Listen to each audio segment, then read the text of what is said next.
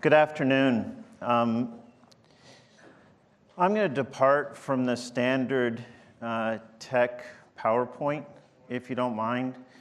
The people that we get to work with around the world to help them digitize their countries, the presidents, the prime ministers, and the ministers, what we've learned is that if you start talking about switches and routers and blade servers, their eyes glaze over, and you're summarily dismissed from the room.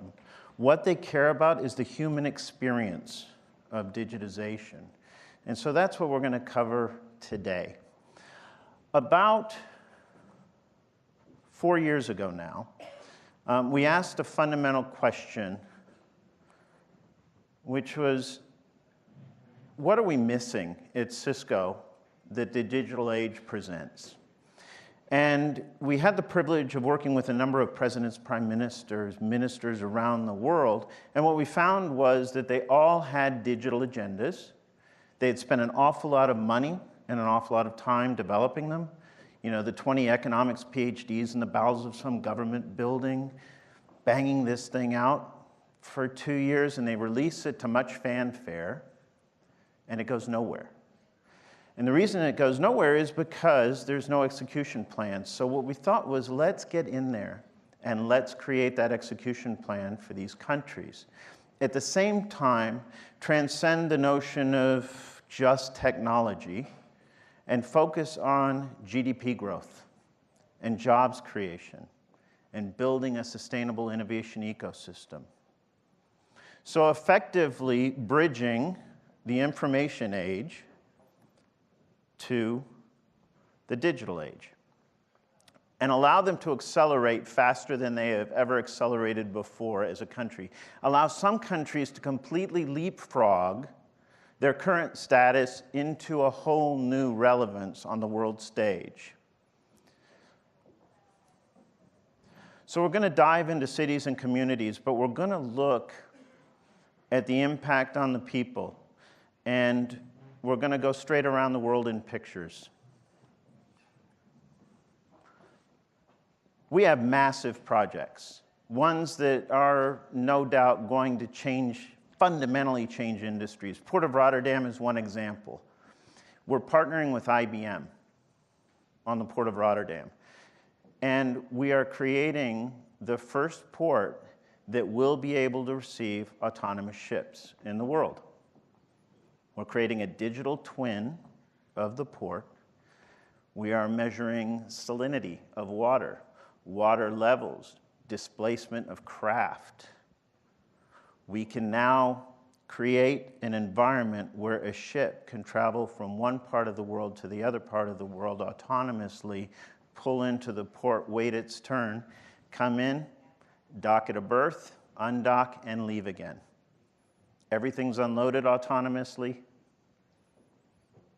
It's all done with the highest degree of safety, and it changes an industry. We're years away from it, but we're well on our way to doing this one at the Port of Rotterdam. This may be a more significant picture. I hope you all can see it. I want to introduce you to 5 girls that I don't know. They live in a town called Palghar. It's 2.5 hours outside of Mumbai. I was walking in their city, and I saw them. And I said, may I take your picture? And you can tell the ones on the right were okay with it, and the little girl on the left wasn't so much okay with it. But the picture tells a story. And I'm going to show you a little bit more about Palghar. But look at their feet. Right? So we have little girls that are dressed for school in a town 2.5 hours outside of Mumbai, white shirts, as white can be, pressed uniforms, their hair all done the same way, flowers in their hair, dressed for school. Some have shoes, some don't. This is their school.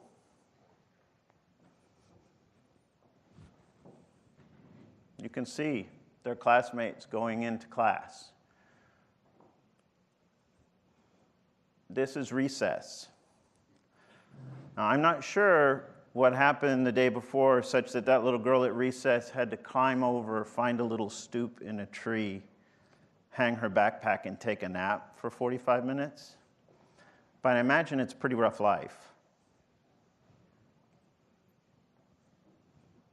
This is a house in Palgar. Unlivable, but a family of 6 lives in it. See the little girl out in the front playing? Playing with what? A deflated soccer ball, kicking it around, in her imagination playing in a match. This is the community laundry basin. That's where everybody in the village goes to do their laundry. And it's quite likely that those little girls that you saw up front that looked so beautiful and so clean, their laundry's being done right here. And in 10 years or so, they'll get to do their children's laundry right here. That's life in Palgar. That's life in so many different parts of this world. This is the job that is most desirable in Palgar. You know, painting rocks with cultural symbols. Rocks that will hold open doors, rocks that are paperweights, painting rocks. Or purses. You can paint the same symbols on purses and sell them for 50 cents to $1. I know because I bought 5. You can't sit there and watch them paint for 10 minutes and not buy something. I mean, it's so compelling. Another job in Palgar, checking and weighing grain. Don't even have machines to do that. What's going to change everything? It's this. So Palgar, under our Country Digital Acceleration Program, became our first village that we connected to the rest of the world for the first time. Wasn't hard. It's a tower, a little bit of Meraki equipment up at the top, and the village is connected. What fundamentally that means is that those little girls that you saw at the very beginning are not destined to staying in the confines of Palgar and walking those same dusty streets. They're not destined to follow their moms to the wash basin. They're going to be doctors and lawyers and engineers and scientists. They're going to study in San Antonio and Austin and Houston and Dallas. They're going to be like us. Why? Because they're connected to the world for the first time. And it is that life-changing a moment.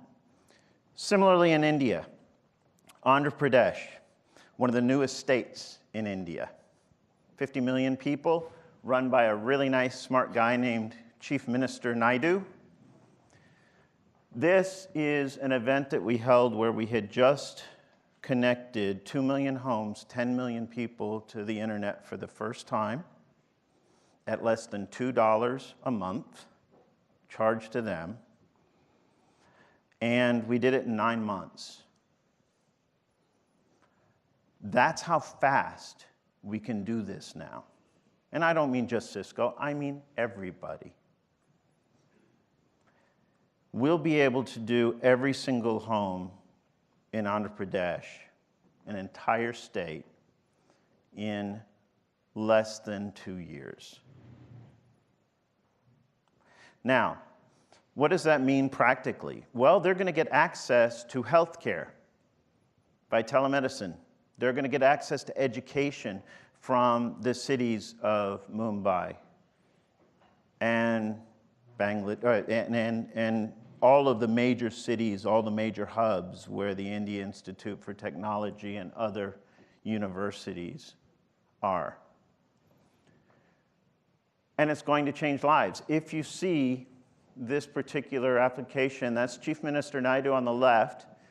He is connecting to a home and interacting with a resident. And you can see over here on the right what it really looks like, right? The whole town showed up to see this. And now the whole town is going to have access to the internet. It's changing everything. There's 250,000 e-government centers that are being formed in 600,000 villages that will allow them to transact, allow them to bank, allow them to have access to the internet, allow them to get their driver's licenses. I mean, every government service that is available to anybody in a major city in India is now going to be available to 600,000 villages. Think about how that's going to fundamentally change society. They're going to have a better accessible hub for government services than most of the cities in the United States. And you know what I'm talking about, where you have to go to the DMV for one thing, and you've got to go to another citizen service for another, and another place for another. It's all going to be at one place.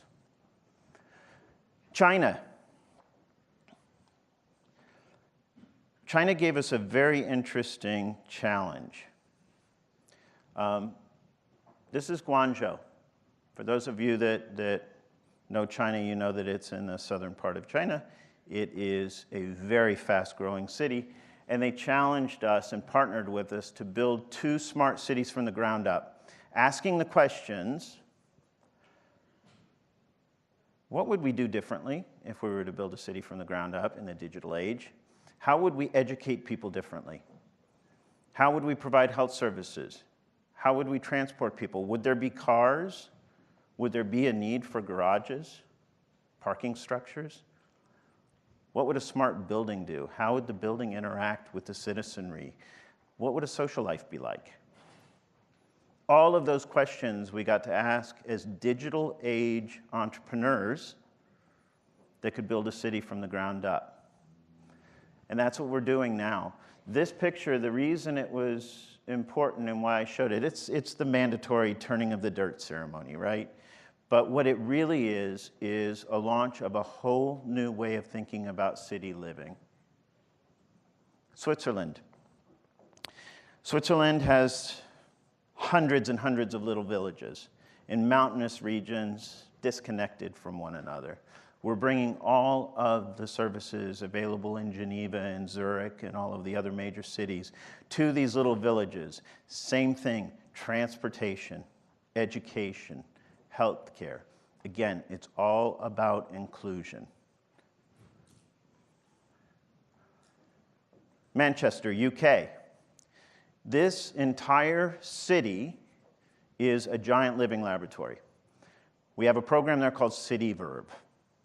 And CityVerb basically tests all kinds of different technologies and rolls up all of the data into a single place, and we study the city. And we have found that there are certain city applications that just don't pay off.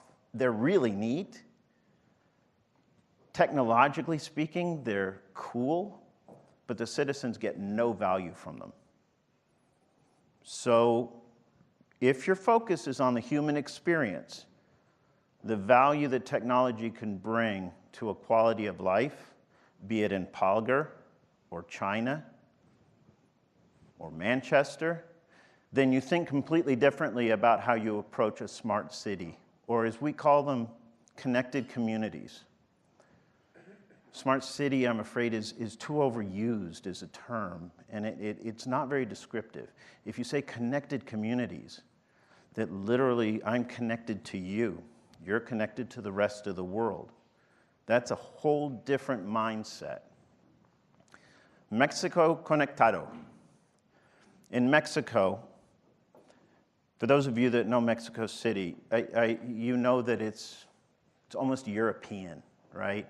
It's incredibly modern. You've got this amazing food culture and entrepreneur culture, and the millennials are taking over, and it's a fantastic, fantastic city.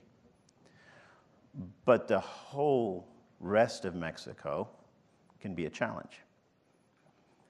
A lot of mountain villages, a lot of stone schools in mountain villages that have never been connected to the rest of the world. And we're connecting them. Eventually, millions of children will be connected to the internet for the first time through their schools. I want you to watch this for just a second.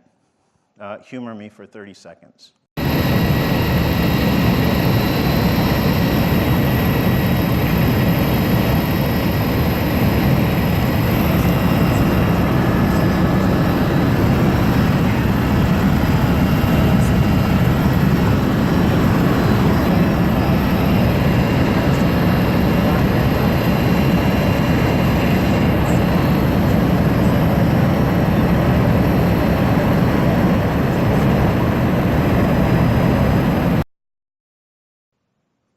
I'm not going to ask you to guess where that is, because it could be a lot of places, but it's the Eastern Negev in Israel.